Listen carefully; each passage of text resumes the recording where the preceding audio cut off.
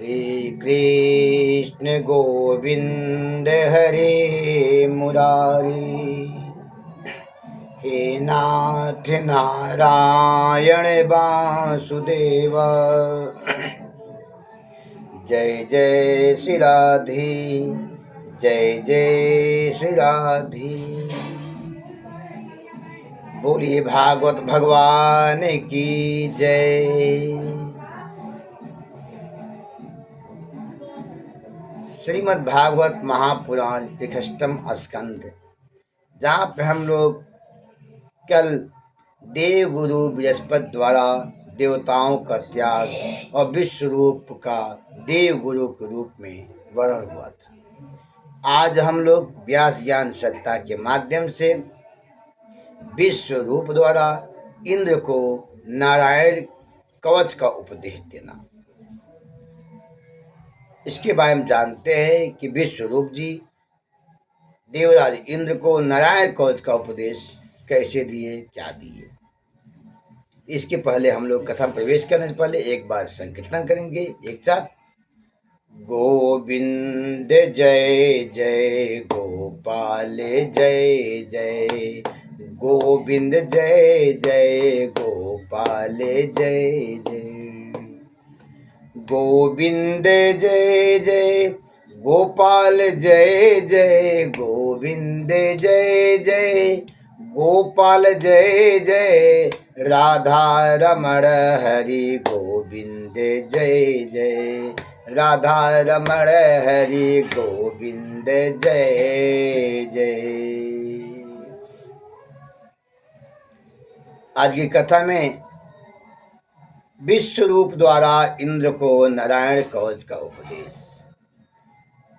परीक्षित जी ने पूछा, हे भगवान, इंद्र ने जिस नारायण कवच से समर्थ होकर असुरों को पराजित किया, कृपा करके हमें भी उसका उपदेश करें।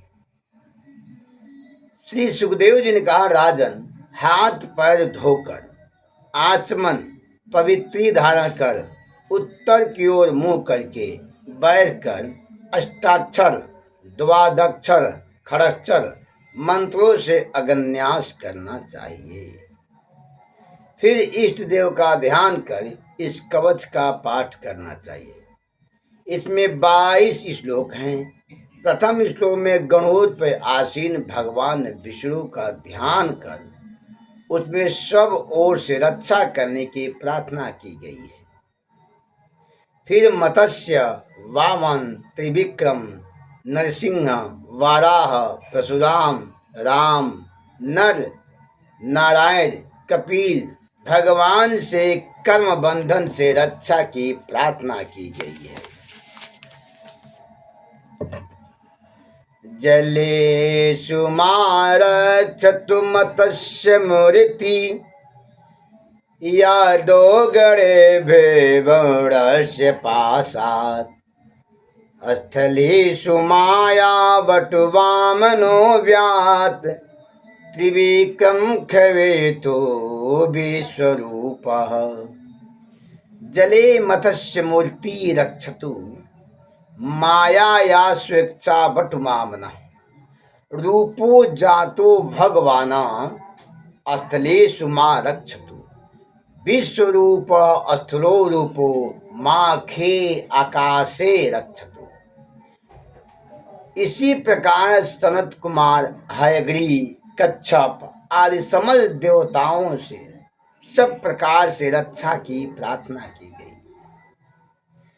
दुर्गा सप्तशती में भी कवच है, कीलक है, अर्गला है, नारायण कवच भी है, वह सप्तशती कवच है।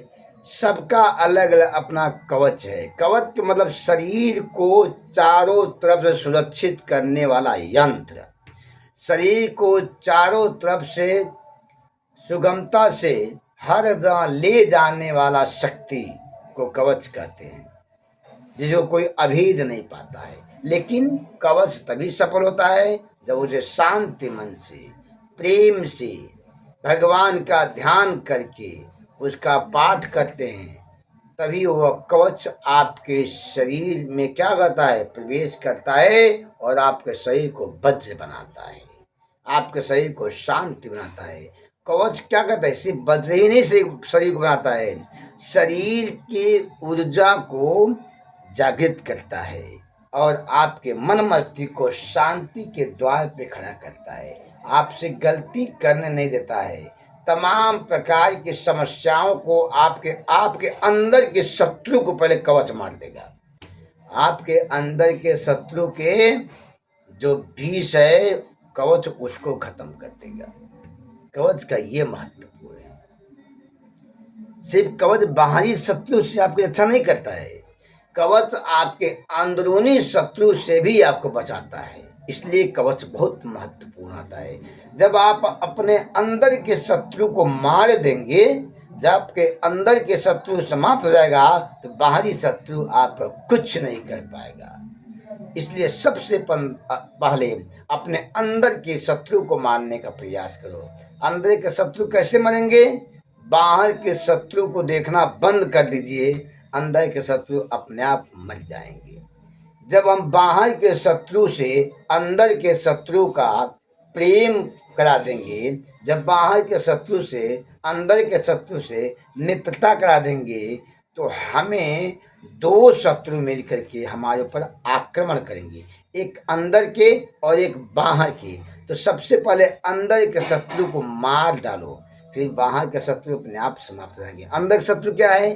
काम है, क्रोध है, मद है, लोभ है, ईर्ष्या है, द्वेष है। ये सब अंदर के शत्रु हैं। इन शत्रु को जो विजय प्राप्त करता है, वही उसी को परमात्मा कवच रूप प्रदान करते हैं। इसलिए अंदर के शत्रु को मारना अति आवश्यक है। तेनैव सत्यमानेन सर्वज्ञो भगवान हरि पातु सर्व स्वरूपेण सदा सर्वत्र सर्वगः। भगवान सब जगह हैं और हर जगह विराजमान है। वह कहीं ये नहीं है कि भगवान यहाँ है, भगवान सारी जगह हैं। इसलिए भगवान का स्मरण करिए प्रत्येक क्षण। जितना व्यक्ति अपना समय अन्य कार्यों में, विवाद कार्यों में समय व्यतीत करता है, उसमें से थोड़ा समय परमात्मा के चरणों में लगा दे, फिर सारा काम ठीक है। मनुष्य तभी परेशान होता है जब वो दूसरे के जीवन में प्रवेश करके उसके सारे कार्यों को जानना चाहता है, तभी वो परेशान होता है। यथा यथार्थ सत्यम चेतः तथा तनैव सत्यमानेन यथार्भूतेन प्राणेन स्वयि पूर्वोक्तवाष्टाभुजादि। स्वरूपाद सर्वज्ञ सर्वत्र सर्वज्ञ भगवान हरि पातु रक्षतु। हे परमात्मा, मेरा सभी जगहों से रक्षा करिए। नारायण कवच में शरीर के नाखून से लेकर बाल तक रक्षा करने की व्यवस्था बनाई गई है। नख से लेके बाल तक सभी भगवान से प्रार्थना, हर चीज का भगवान से प्रार्थना है। हर अंग अंग का रक्षा के लिए भगवान से प्रार्थना है। इस प्रकार सर्वज्ञ सर्वव्यापक भगवान श्री हरि सदा सर्वत्र सब रूपों से हमारी रक्षा करें। इस प्रकार विश्व रूप ने इंद्र को नारायण कवच का सविधि वर्णन किया। विश्व रूप बोले, इस कवच से तुम्हारी सब जगह रक्षा होगी तथा शत्रु पराजित होंगे। इस कवच को धारण करने वाला भय मुक्त हो जाता है। एक समय कौशिक गोत्र के ब्राह्मण ने कवच धारण कर मैं भूमि में योग बल द्वारा अपने देह का त्याग किया। उस मृत शरीर के ऊपर से विमान में जाता हुआ चित्ररथ कवच के प्रभाव से विमान से नीचे आकर गिर पड़ा। फिर वालखिल्य ऋषियों के कहने पर उसकी हड्डियां सरती नदी में डालकर चित्ररथ बंधन मुक्त होकर अपने गंतव्य स्थान को चला गया। इसका फलश्रुति क्या है? खष्टम अष्टकंद के 8वें अध्याय का। य इदं सुयात काले यो धार्यति चादृतः तम नमस्यन्ति भूतानि मुच्यते सर्वतो भयात्। श्री सुखदेव जी कहते हैं, परीक्षित, जो पुरुष इस नारायण कवच को समय पर सुनता है और जो आदर पूर्वक इसे धारण करता है, उसके सामने सभी प्राणी आदर से झुक जाते हैं और वह सब प्रकार के भय से मुक्त हो जाता है।